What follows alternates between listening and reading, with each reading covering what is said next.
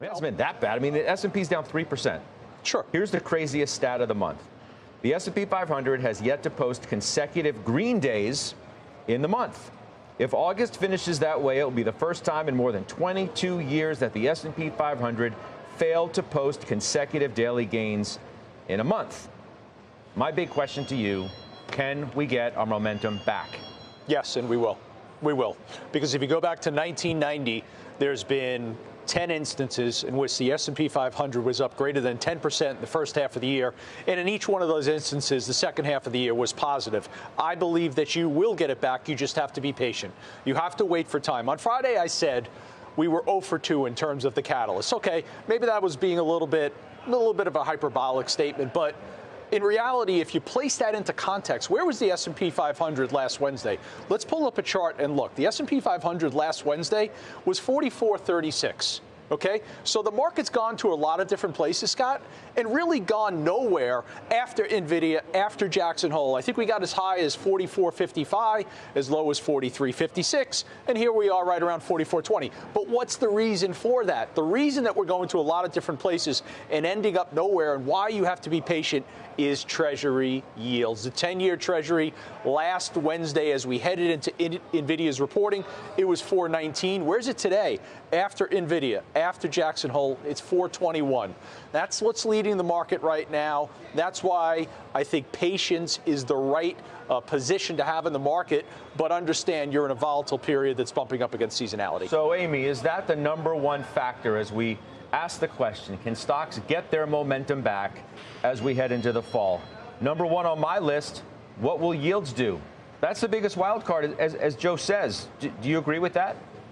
I do. I do agree with that. And real yields are up 60 basis points this year. Obviously, nominal up more. But you would have expected multiples to contract when you get yields up. And instead, multiples have expanded. So we are in this period, I think, of digestion, of choppiness. We haven't been particularly bullish of late, and I do think that's going to continue.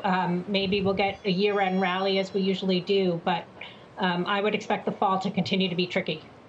Weiss, I got 3 things on my list, right? The factors, if you will, that are going to make the determination as to whether stocks are able to get their momentum back. Number 1, yields. What will they do? Number 2, the data has to cooperate, right? You want it to be good. You could say arguably not too good, and you're going to get a flurry of it this week. Confidence tomorrow, GDP revision Wednesday, the Fed's favorite inflation measure, PCE on Thursday, and then the jobs report on Friday. And then I think it's fair to say that tech has to stabilize. Those are the 3 most critical factors as we see them as to whether you'll be able to say that stocks can get their momentum back.